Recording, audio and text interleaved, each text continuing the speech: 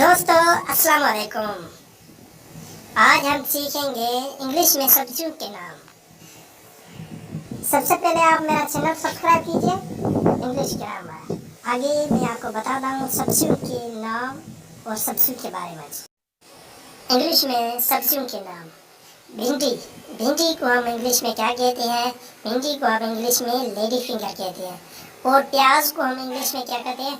Onion कहते हैं। और इंग्लिश में आलू को हम इंग्लिश में पटाटो कहते हैं। और तूरी को हम जुकेनी कहते हैं। तूरी को क्या कहते हैं? जुकेनी। और जो सीएच है वो काफ का वॉइस निकाल रहा है। और आलू को पटाटोस कहते हैं। और घिया तूरी को लुफा कहते हैं। घिया तूरी जो है ना उसको लुफा कहते हैं। और अदरक को जो है ना वो गैरेज कहते हैं। और लहसुन लहसुन को हम गार्लिक कहते हैं। और गाजर को क्राउट कहते हैं।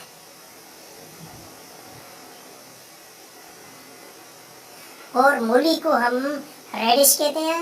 मूली है ना जो उसको हम रेडिश कहते हैं। और पालक को हम स्पिनच कहते हैं।